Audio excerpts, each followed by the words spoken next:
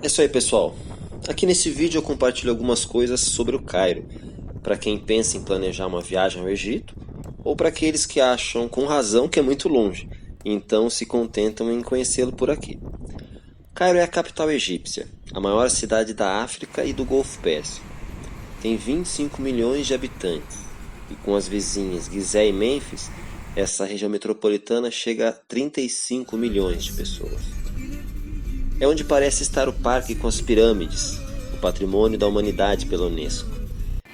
É pertinho, 20 quilômetros, mas na realidade é preciso atravessar o Nilo para chegar em Gizé para ver as pirâmides de Gizé e a esfinge também. Mas no Cairo ainda tem um museu egípcio com muitas das esculturas e tesouros encontrados nos templos e túmulos de faraós. Em breve terá o maior museu do mundo. Há um projeto também de construir uma nova capital administrativa, ao lado do Cairo. A cidade parece muito velha e feia, mas com o grande crescimento populacional que teve nos últimos 10 anos, muitos prédios são novos, porém sem reboco. Como não chove quase lá, não precisa de pintura e nem de telhado. Então é comum ver ficar só a laje exposta, esperando, quem sabe, a família crescer e precisar fazer mais um andar. A cidade também tem uma parte nova, com prédios bonitos, shoppings, etc. O Cairo tem 15 universidades e 12 escolas internacionais. É um país de terceiro mundo. A população ainda está atrás da nossa em relação à higiene e saúde. Não cuidam bem dos dentes, dá para ver dentes escuros, quebrados. Fumam muito, inclusive em ambientes fechados, porque não há lei contra isso. E também não jogam lixo no lixo. É comum ver gatos de rua furando os sacos. É cultural. Sobre a segurança pública, a polícia é fortemente armada em todos os lugares, e em qualquer hotel ou prédio público há raio-x e detectores de metais. Viajar de carro pelo Egito deve ser difícil, pois há blitz policiais a cada pequeno trecho. Por isso, a gente optou em comprar um pacote terrestre, de uma empresa lá do Egito mesmo. A preocupação é sempre o terrorismo, inclusive contra o turismo. Assaltos não há. Os militares tomaram o poder em 2011, mas a população não parece gostar muito, não. Por ser turística, a cidade dispõe de informações em árabe e em inglês, que é a segunda língua lá, embora nem todos falem. Mas taxistas e vendedores falam até um pouco de português, tudo para vender. Uma coisa chata no Egito, principalmente no Cairo, é o pessoal querendo vender coisas e serviços para os turistas. Não adianta dizer não, é estranho, mas a única coisa que adianta é desprezar, fingir que não viu e nem ouviu. Chega uma hora que eles se cansam e desistem.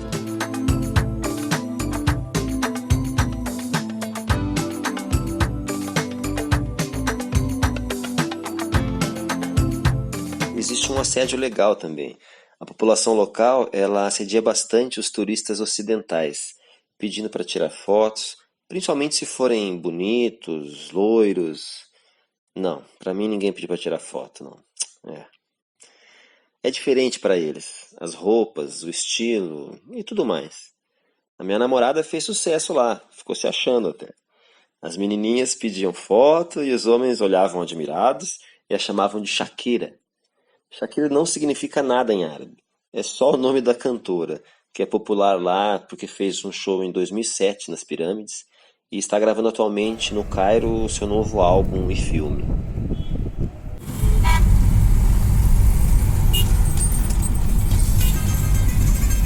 No sistema de transporte tem o metrô e também as lotações. Veículos particulares, porém, são a maioria, como no Brasil. E tem de tudo. Moto com até 5 pessoas, carros com mais de 8, gente nas caçambas. Dá uma olhada aí.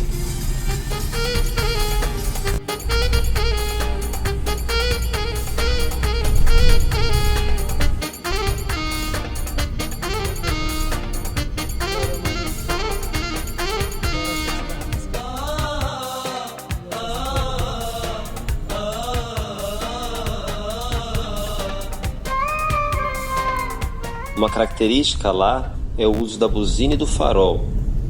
E enfiam os carros nos meios de duas faixas e usam esses sinais para mostrar que estão ali ou para abrir caminho.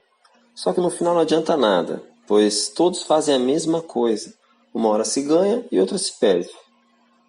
Em ruas menores também pode-se transitar com o tuk-tuk e com bicicletas. Parece perigoso para a gente eles não usarem capacete, mas eles se respeitam e se entendem no trânsito. E não usar capacete acontece até nos Estados Unidos. Ninguém corre risco sem necessidade. E também eles respondem por isso se acidentarem, sem precisar do seguro obrigatório. Ponto para eles. Em relação à alimentação, é muito boa, tem de tudo. Aliás, é incrível como um país com um território quase todo desértico consegue produzir frutas, verduras, legumes. É realmente muito legal. Falafel ou também?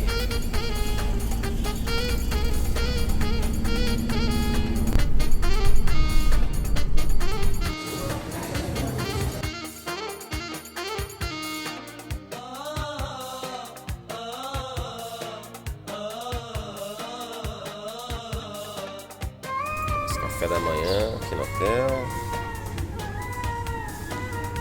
Chegando mais um prato aí. Trabalhador aqui no hotel. Braçal. E pãezinhos, croissants variados. E um suco local que é o carcadé. É feito com flores. Mais ou menos como um chá gelado. Mas é muito gostoso. Claro que em hotel a comida sempre vai ser farta, né? A gente não viu muito bem nas ruas o que é que o pessoal come. Mas isso aí só estando dentro da casa deles mesmo para ver.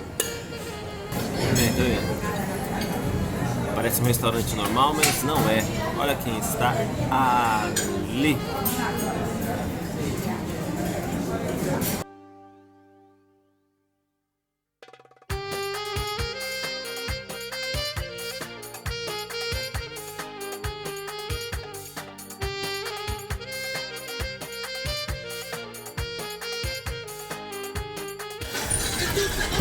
Vou achar que é brincadeira. A gente acabou de sair da farmácia que eu trouxe a sogra da viagem. Ela tá com carteira. Minha gente. Se come no Egito, fica no Egito. O destino funciona tão bem aqui que não dá nem tempo de levar alguma coisa pro Brasil.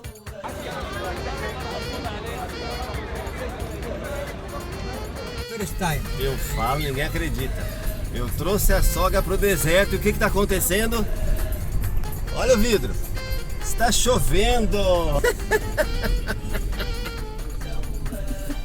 Em relação ao clima, os verões são quentes e os invernos amenos. O período bom para ir para lá é entre novembro e março, que é mais frio.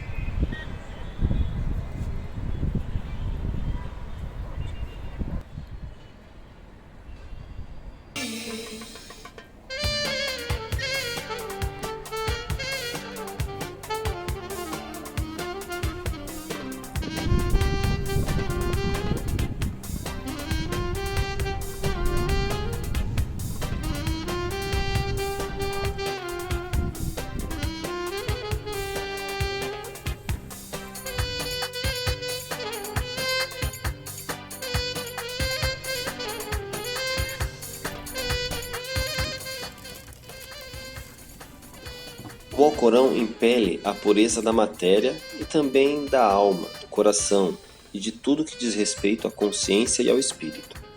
Para entrarem nas mesquitas, os fiéis precisam estar limpos de corpo, e então há torneiras onde podem lavar o rosto, as mãos, os braços, as orelhas e os pés. O islamismo é baseado em 5 pilares. Saada, que é eles dizerem não há divindade além de Alá e Mohammed é mensageiro de Alá. A segunda é a oração, que eles devem praticar 5 vezes ao dia, em horários específicos. Terceiro é a doação compulsória de 2,5%, para aqueles que têm condição de fazê-lo. A quarta é o jejum no mês do Ramadã. O jejum se inicia antes do sol nascer e encerra após o sol se pôr. E o quinto é a peregrinação a Meca. É uma viagem de peregrinação que todos devem fazer. É a cidade toda. Vou botar uma coisa aqui, né? Oi? What's your name? My name is Makkah. Maca. Where are you from? I'm from Brazil. How old are you, Maca? Two. Two? Welcome to Cairo. Thank you.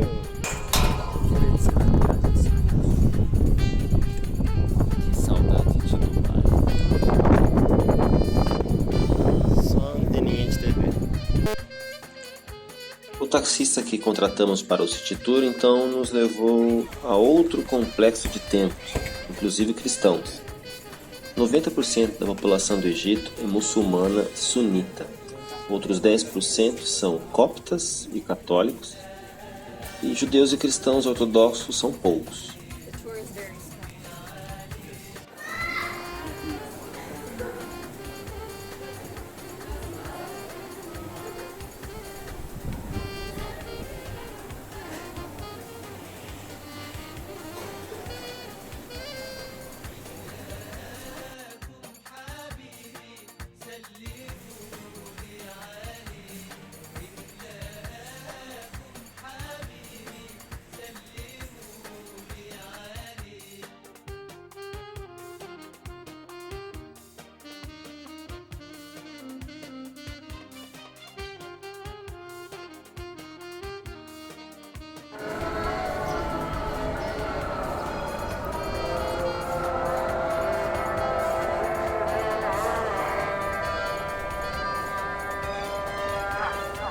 Depois dos templos, fomos almoçar num lugar que eu pedi que fosse barato e popular, para sentir de fato a vida no Cairo. Mas logo chegaram as excursões, com aquele monte de chineses, percebi que se tratava de esquema do taxista para almoçar de graça. Era parada de turistas ali. Ali e onde nos levou a seguir. Eu pedi que fosse um mercado, mas nos levou numa loja de roupas, com preços em dólar. E também levou a gente numa loja de papiros, que é uma tradição no Egito. Neste local eles ensinam como é feito o processo todo. A moça nos explicou em espanhol. Como eu disse, para vender eles falam qualquer idioma ali. O motorista perguntou se eu queria fumar o narguilé, que eles chamam de xixi lá, mas recusei. Porém, no dia seguinte não tive como evitar, pois o passeio foi pela agência. Fizeram rapidão o mais importante, que são as pirâmides e o museu, para depois almoçarem numa boa, num restaurante, onde nos levaram e com certeza almoçaram de graça. E depois ficam perdendo tempo num boteco para fumar o tal do narguilé.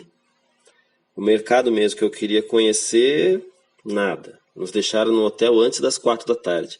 Aliás, ali às 4 da tarde encerra tudo de turismo. Já o mercado tem horário diferente. Talvez por conta do calor, de manhã nem abre, fica fechado. Aí no período da tarde abre o mercado e fica a noite toda aberto. Então o pessoal costuma ir ao mercado geralmente à noite, que é mais fresco. E assim deixei de comprar a lembrança que não comprei nas pirâmides por conta do guia que fez sinal negativo. O que sei é que nem em Assuã, nem em Luxor, nem em Hurghada eu não encontrei o enfeite que eu queria a um preço acessível. Talvez encontraste neste mercado, o Khan el Khalili, mas não fui, já que o hotel era meio afastado do centro, porém perto das pirâmides. Ainda há outros passeios disponíveis no Cairo, como conhecer a torre, que é uma torre de telecomunicações, dar uma volta de feluca pelo Nilo e também um jantar em restaurante à beira do mesmo rio ou ainda dentro de barcos que oferecem show de belly dance, que é a dança da barriga, né? A dança do ventre. Eu, a sogra e a filha dela não fizemos nada disso. Eu brinco que elas dormem muito, mas a viagem é cansativa mesmo, né? A diferença de fuso, por isso é muito importante a pessoa programar direitinho a viagem, como vai ser. O nosso primeiro dia a gente sabia que ia chegar tarde, mas o dia seguinte já seria o dia de ir para as pirâmides. Porém, a agência achou melhor que a gente descansasse e tudo mais, e aí no primeiro dia, para não ser perdido, a gente acabou fazendo esse city tour. Enfim, principalmente quem vai com gente de idade, quem depende muito do sono também, precisa planejar, talvez seja bom sim um dia livre depois da chegada. Em geral, os voos chegam à noite e demora bastante ali na imigração e tal. A gente chegou no hotel praticamente 3 horas da manhã. Mas para quem não depende muito de sono ou conseguiu dormir no avião, aí vale a pena já conhecer alguma coisa no primeiro dia, né? Deixar algum dia livre, que geralmente os pacotes fazem, mais para frente, porque aí você pode voltar no lugar que você mais gostou. Nós, por exemplo, precisamos voltar nas pirâmides. Então deixamos de ir para Alexandria, por exemplo, ou poderíamos ter ido para Mênfis, conhecer as outras pirâmides. Enfim, tem vários passeios saindo ali do Cairo. Mas chega de papo e vamos logo por que interessa. O patrimônio da humanidade, a única das 7 maravilhas antigas ainda de pé. E olha que já são 2.550 a.C., mais 2019 depois, são mais de 4.500 anos de história. Isso oficialmente, pois há quem diga que são mais de 10.000 anos. No parque estão as famosas pirâmides de Gizé, a maior denominada de Kéops, feita para o faraó do mesmo nome, a de Miquerinos, feita para seu filho, e a Kefren, feita para o faraó neto. Ali era assim, os faraós que eram os reis denominavam-se deuses e mandavam sempre construir templos, estátuas, pirâmides, que tivessem na moda, para demonstrarem ao povo e para a história o seu poder. Claro que escravizavam o povo, isso é antigo. Dizem que as pirâmides eram feitas para servir de túmulo aos faraós, que almejavam a vida eterna. É o que dizem os egiptólogos convencionais. As pessoas com que eu conversei acreditam nisso, os guias, mas mesmo que acreditassem em outra coisa, não se sentiriam à vontade para falar, pois o governo coloca espiões entre o povo para fiscalizar se tudo está sendo dito como eles querem. Por dentro, ela segue um caminho relativamente simples. A entrada se bifurca em 2 passagens, uma que sobe e a outra que desce. A passagem inferior se estende por mais de 100 metros até uma câmara subterrânea que parece ter sido deixada incompleta. Já a superior dá acesso às principais seções da pirâmide. A primeira delas, seguindo reto, é a chamada Câmara da Rainha, que, embora tenha esse nome, não há registros de que algum tipo de companheira de Kéops tenha sido sepultada ali. Continuando a passagem superior, encontra-se a Grande Galeria, que dá acesso à Câmara do Rei, onde Kéops foi sepultado. Eles acreditam que foram seus antepassados, sim, os egípcios antigos, que construíram tudo.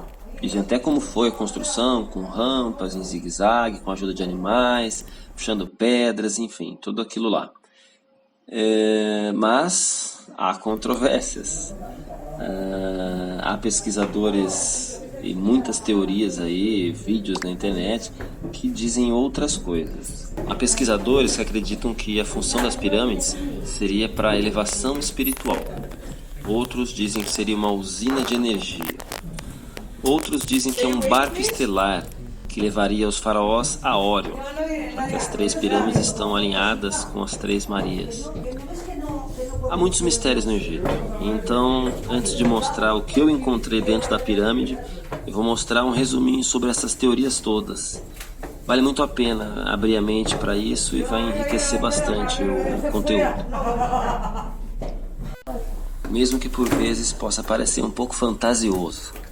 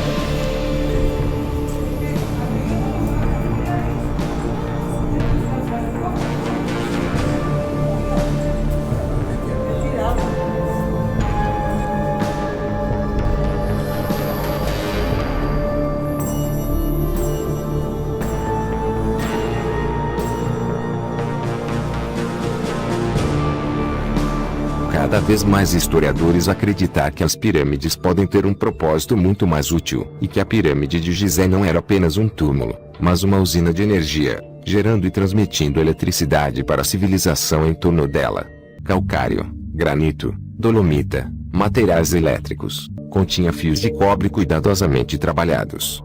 E, mais importante, havia instruções pintadas como símbolos no chão, que pareciam mostrar um diagrama claro de fiação. Uma sala sem janelas com peças de cobre poderia criar um potencial mais alto em uma parede que transferia energia para o menor potencial na outra parede, consequentemente liberando energia eletromagnética no espaço confinado. Infelizmente, esses fios desapareceram completamente desde então, e os egiptólogos tradicionais alegam que não há qualquer funcionalidade para a sala, como eles também afirmam que não há nenhuma funcionalidade de qualquer coisa na estrutura além das maneiras que ela serve como uma tumba. É assim que a água viaja sobre e flui por perto ou por baixo da pirâmide poderia ter sido absorvida ao passar por cima do calcário, chegando até a parte superior da estrutura. O quartzo nos túneis das pirâmides seria submetido ao estresse, ou vibração, criando piezoeletricidade a alta força. A velocidade do aumento da água e da pressão seria análoga ao enchimento de uma seringa,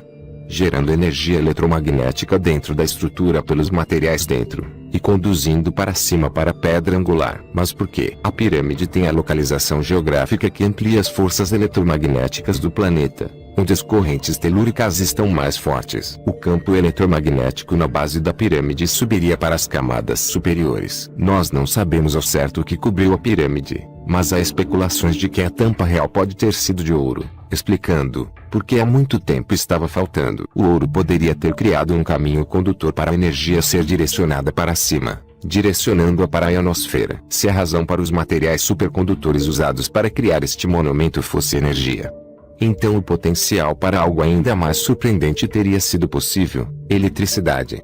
Sem qualquer material ou meio de condução artificialmente integrado, poderia ter transmitido sem fio através de meios naturais através do ar e para a área circundante. O pesquisador Zecharia Sitchin, especialista que dedicou toda a sua vida no estudo dos sumérios, teorizou que os Anunnakis vieram de outro planeta em nosso sistema solar que tem uma órbita elíptica de 3.600 anos. Os planetas minerais e recursos foram esgotados, especialmente o ouro. Sendo assim, eles vieram para a Terra minerar ouro e levá-lo de volta para seu planeta natal. De acordo com essa teoria, esses seres divinos alteraram geneticamente a humanidade primitiva e criaram uma força de trabalho que lhes permitiu minar ouro de uma forma mais acelerada. Como a Grande Pirâmide foi construída? Alienígenas estavam envolvidos no processo? Smith declarou que a pirâmide, se medida em polegadas de pirâmide, poderia ser lida como um livro de história sobre o passado e o futuro da Terra. A Grande Galeria, por exemplo, que tem a passagem inclinada, marca o nascimento e 33 polegadas depois, a crucificação de Cristo. A galeria termina em algum ponto entre 1881 e 1911 polegadas de pirâmide. Smith acreditava que isso representasse os anos da Grande Tribulação antes da Segunda Vinda de Cristo. Provavelmente a teoria mais interessante sobre a construção da pirâmide envolve levitação. Levitação acústica fez com que os blocos de pedra desafiassem a gravidade e se movimentassem acima do solo. É o que acreditam os apoiadores dessa teoria. Alienígenas, Noé, levitação, o que realmente ajudou a construir a Grande Pirâmide? Novas provas foram encontradas sobre como os egípcios conseguiram transportar 2,5 toneladas de blocos de calcário e granito por 804 quilômetros para construir a tumba do faraó Quéops em 2600 a.C. Arqueólogos afirmam ter encontrado evidência deste sistema embaixo do Planalto de Gizé, onde corria o Canal Central. E ao contrário do que a maioria imagina, provavelmente elas foram erguidas por trabalhadores. Escavações do platô de Gizé encontraram pedaços de cerâmica, inscrições, ossos de gado, peixes e restos de cereais que atestam para uma equipe de milhares muito bem alimentada, condições incompatíveis com a escravidão.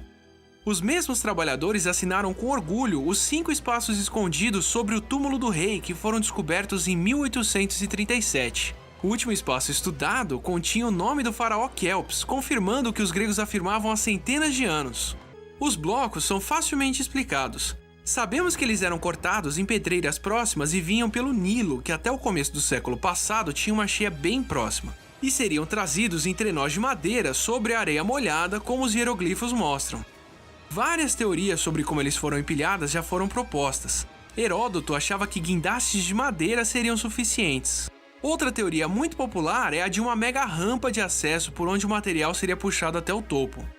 Outra ideia usando rampas é uma espiral por fora que circulasse a pirâmide, mas teria desvantagem de não ancorar bem e impedir os construtores de checar se ela está ficando reta. Essas eram as opções até o ano de 2006, quando o arquiteto Jean-Pierre Houdin propôs algo bem radical com a ajuda do egiptólogo Bob Brier.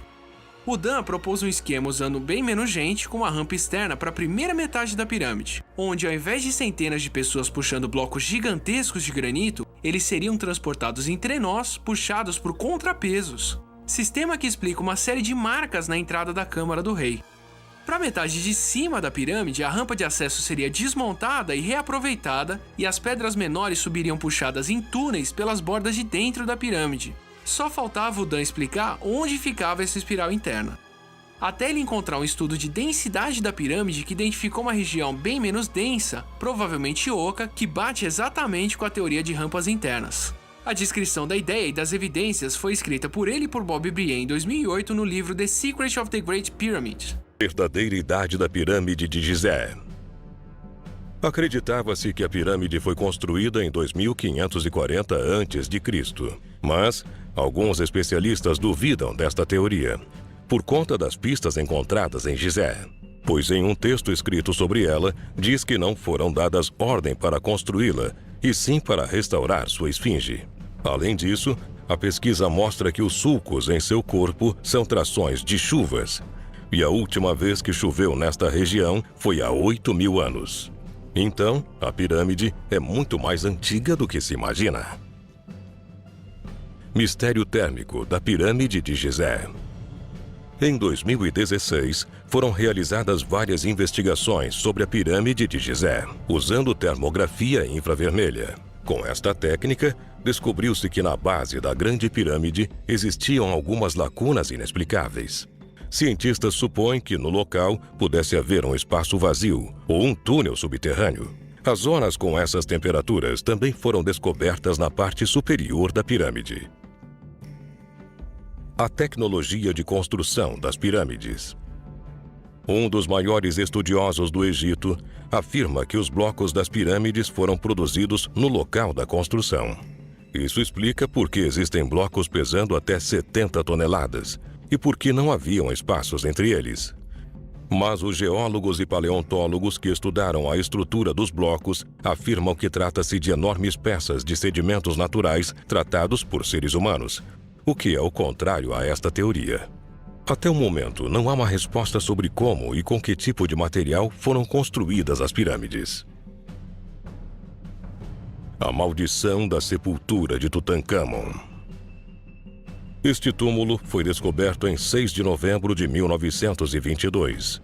E durante as investigações, um arqueólogo encontrou uma tábua com o seguinte recado: quem se atrever a perturbar a paz do faraó, a morte estenderá suas asas. Algum tempo depois, 13 dos 14 participantes da descoberta e 9 pessoas de suas famílias morreram. Apenas o arqueólogo que encontrou a tábua estava vivo. Cientistas explicaram que a maldição do faraó trata-se de um veneno que os sacerdotes passaram nas paredes e no próprio túmulo, mas ainda não há provas sobre esta teoria. Câmaras secretas da pirâmide de Gizé.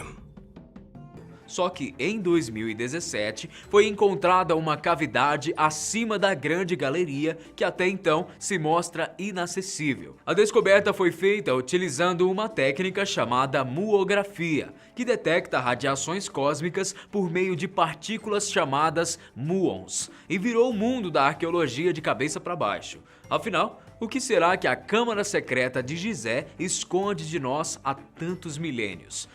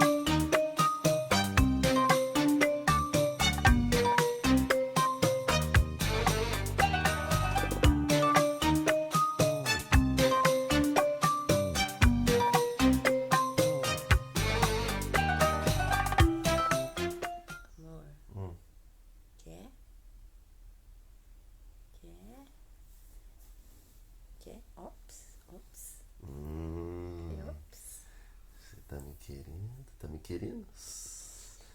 Já sei. Você tá aqui fininho, né? Kefren.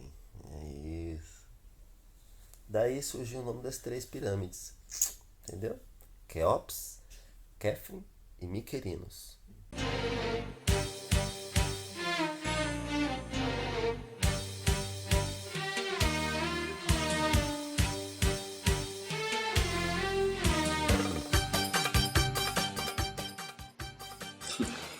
Depois dessa é melhor voltar às dicas, né?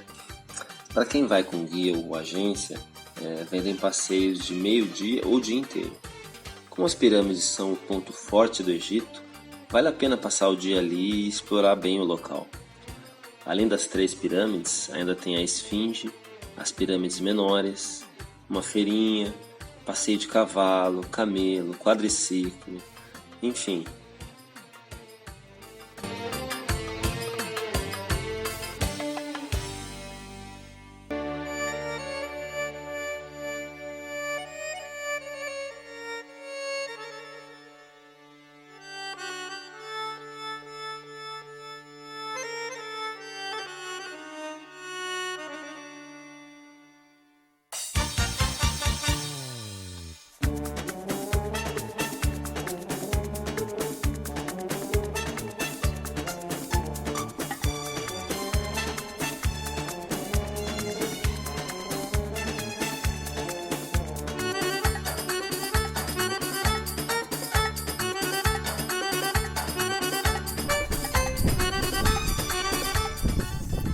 Tem passeio curto e longo de camelo. O curto custa $15 mais gorjeta. Serve mais para tirar algumas fotos bonitas. É bom combinar o valor de ida e volta antes, porque eles são bem espertinhos para querer tirar dinheiro de turista.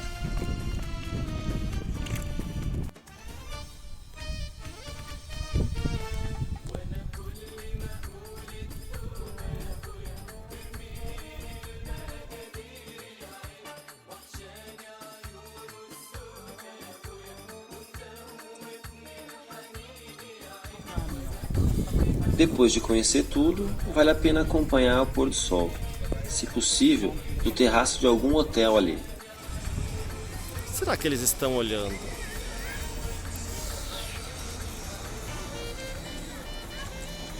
Ao passar pela Esfinge às 16h30, quando fecha o parque, já dá para negociar com os hotéis a subida ao terraço. Quem quiser pode combinar o preço e esperar o show de luzes. As agências vendem o evento por $35. Na portaria começa a vender ingressos às 18. O valor ali é $15. Nós conseguimos pelos mesmos 15 assistir do terraço de um hotel que tem uma vista melhor e ainda com comida e bebida fria.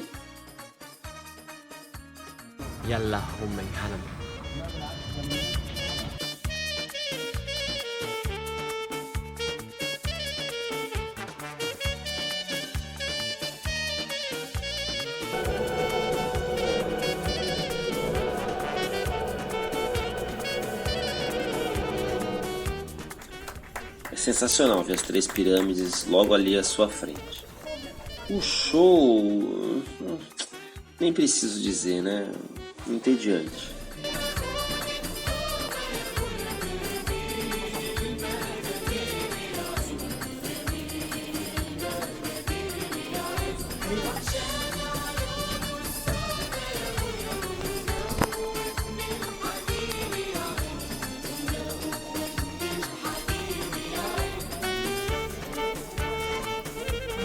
Aqui o guia explicava sobre as mumificações que eram feitas ali.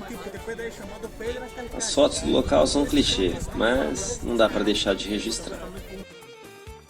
A Esfinge guarda tantos mistérios quanto as pirâmides. A Esfinge é uma escultura do Egito Antigo que possui um corpo de leão e cabeça de faraó. Para essa incrível civilização, essa imagem significava basicamente poder e sabedoria, e serviam como verdadeiras guardiãs das pirâmides e templos. Mas não é de hoje que os especialistas dizem haver coisas além da nossa imaginação neste lugar. Esta obra colossal foi construída a mando do faraó Kefren, o mesmo responsável pela lendária pirâmide de Gizé. A esfinge com cabeça do faraó, mandante da construção, e corpo de leão, foi erguida a partir de um único bloco de pedra e é o maior monumento dessa categoria, pois mede cerca de 73,5 metros de comprimento, 19 de largura e mais de 22 metros de altura. Para se ter uma melhor noção da grandeza desta peça, apenas a sua boca tem cerca de 2,5 metros. E de toda a construção, apenas suas patas foram feitas a partir de tijolos. Nos dias de hoje, quase não é possível notar a serpente que foi esculpida na testa do artefato arqueológico, e muito menos a barba que um dia já foi residente em seu queixo. Não é de hoje que especula-se a existência de túneis que possivelmente faziam uma rede de ligação entre as pirâmides e templos que supostamente esconderiam tesouros milenares. Mas será mesmo que essas passagens realmente existem? O indício mais antigo que se tem da existência de eventuais construções sob a esfinge está estampado na estela que Tutmoses IV mandou fixar na frente do monumento. Nessas gravações, o faraó aparece fazendo oferendas diante da esfinge, que por sua vez se encontra sobre uma construção extremamente complexa. Já no século X da nossa era, inúmeros cronistas árabes afirmaram a existência de portas secretas que davam a lugares incríveis, repletos de ouro e outras riquezas. Até mesmo o paranormal norte-americano Edgar Cayce, que acertou em cheio sobre as guerras mundiais I e II e também o surgimento do nazismo, deu um palpite. Ele afirmou que a grande esfinge é, na verdade, a guardiã do Salão dos Arquivos, que é onde supostamente se encontram registros da história e da sabedoria da civilização perdida de Atlântida, que teriam sido trazidos pelos sobreviventes até o Egito. Segundo ele, as esfinges e até mesmo as pirâmides teriam sido erguidas não pelos egípcios, mas por esta tal civilização que é supostamente muito mais antiga, por volta de 10.500 anos antes de Cristo. E disse que toda a confirmação para essa história um dia seria encontrada no subsolo dessa esfinge. O governo egípcio foi também bastante pressionado quando um garoto russo superdotado em inteligência chamado Borishka Kiprianovich, que afirma ser um reencarnado marciano, disse que todos os segredos terrestres estão na esfinge, mais precisamente debaixo de sua orelha. A partir daí, muitas pesquisas foram feitas e realmente constatou-se que há uma deformação embaixo da orelha da esfinge, que mais parece uma porta. Porém, mesmo com toda a pressão imposta pela mídia, o governo não cedeu e até hoje permanecemos sem saber o que possivelmente há do outro lado desta provável entrada para a história da humanidade.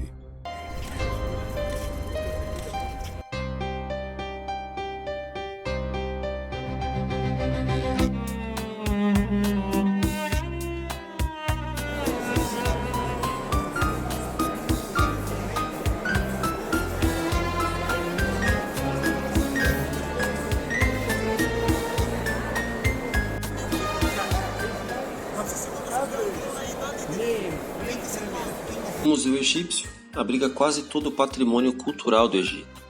Só não estão ali as peças todas furtadas ao longo da história e as peças que foram levadas para outros países.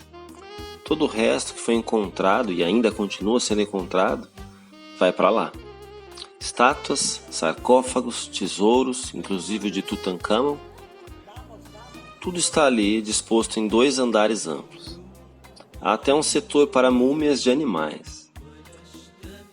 Como é uma história muito antiga, são 33 dinastias, não dá para saber tudo. Há fones para saber sobre as peças, mas é possível fazer o passeio com guia também. O nosso não parava de falar, dizia coisas que não nos interessavam e o que eu perguntava ele não respondia diretamente. Então, a minha experiência é que dá para fazer o passeio ali sem guia. Assim você só vê o que realmente te interessa e faz isso no seu ritmo. Sobre a história, é possível notar que havia bastante ostentação dos faraós e provável manipulação do povo. Nos templos eram gravadas imagens dos reis junto aos deuses, como sendo escolhido por eles. E haja deuses! Tinha até o Amumim, um deus ricardão, que não tinha um braço e uma perna como castigo por se meter com mulher casada. Pois é, inventavam deuses para tudo. Os sacerdotes, inclusive, inventavam festas onde eram feitas oferendas para os deuses, mas na verdade as oferendas ficavam com eles. Agora, é de se admirar como conseguiam esculpir rocha com tamanha perfeição numa época que nem tinha as melhores ferramentas. Realmente é de se admirar.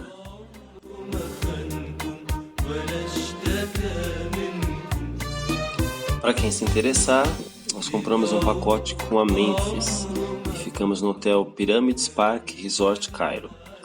É um hotel 4 estrelas, deve ter sido um senhor hotel no passado. Hoje, dos 800 quartos, 500 estão disponíveis. E áreas interditadas, quadras abandonadas, e o serviço deixa bem a desejar. A internet livre na recepção praticamente não existe.